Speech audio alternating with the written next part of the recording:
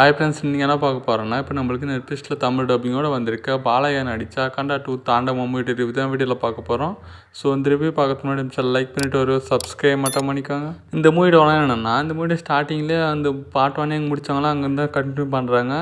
அப்படியே அங்கே கட் பண்ணால் இங்கே ஒரு கொரியன் நாட்டுக்காரனை காட்டுறாங்க. அந்த கொரியன் நாட்டுக்காரன் நம்ம இந்தியாவை பழி வாங்கணும்னு நினைக்கிறான். அதுக்கப்புறம் இந்திய மக்களை பழி வாங்குற விதமாக ஒரு கொடூரமான விஷயத்தெல்லாம் பண்ணுறான் அந்த கொரியன் நாட்டுக்காரன். அது பொறுக்காத அக்காண்டா அந்த பிரச்சனை தடுக்கிறதுக்கு வராரு.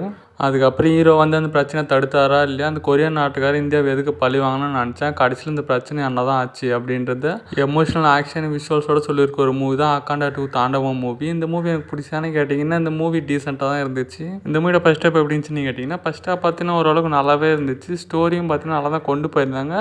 பட் செகண்ட் ஹாப் பற்றி சொல்லணும்னா, செகண்ட் ஹாப் பார்த்தீங்கன்னா அப்படியே சொதப்பி வச்சிருக்காங்க. செகண்ட் ஹாப்பில் கொஞ்சம் லேக் அடிக்குது. அதே மாதிரி இந்த மூவி விஷுவலாக பார்க்கும்போது செம்மையாக இருக்குது. பட் அது தவிர்த்து பார்க்கும்போது இந்த மூவி பார்த்தீங்கன்னா சிம்பிளாக தான் இருக்குது, டீசெண்டாகவும் இருந்துச்சு. அதே மாதிரி தமிழ் டப்பிங் எப்படி இருந்துச்சுன்னு கேட்டிங்கன்னா, தமிழ் டப்பிங் ஓரளவுக்கு நல்லாவே இருந்துச்சு. பாலாயோட ஆக்டிங் சொல்லணும்னா, அவருக்கு இந்த மூவியில் அந்தளவுக்கு இம்பார்ட்டன்ட் கொடுக்கலன்னு தான் எனக்கு தோணுது. ஏன்னா இதுக்கு முன்னாடி வந்த மூவிஸ்லாம் பார்த்தீங்கன்னா வேறு லெவல் இருக்கும். டைலாக் டெலிவரிஸ்லாம் பார்த்தீங்கன்னா வேறு லெவல் இருக்கும். டைலாக் டெலிவரியே இந்த மூவியில் கொஞ்சம் கம்மியாக தான் இருக்குது. இந்த மூவியோட செகண்ட் ஹாப் கொஞ்சம் ரைட்டிங் பெட்டராக பண்ணி ஸ்க்ரீன் பிளேலாம் நல்லா பண்ணியிருந்தாங்கன்னா, அந்த ஸ்டோரியும் இன்னும் கொஞ்சம் ரைட்டிங் பெட்டராக பண்ணியிருந்தாங்கன்னா, இந்த மூவி பார்த்தீங்கன்னா ஒரு நல்ல மூவியாக வந்திருக்கும். பட் கொஞ்சம் மிஸ் பண்ணிட்டாங்க. அதை தவிர்த்து பார்த்தீங்கன்னா பாலாயாக்காக வேணால் ஒரு ட்ரை பண்ணி பாருங்கள். பட் ஆகவுக்குன்னு சொல்லக்கலாம் இந்த மூவியில். இந்த மூவிக்கு ரேட்டிங் பார்த்தீங்கன்னா 5க்கு 2.75.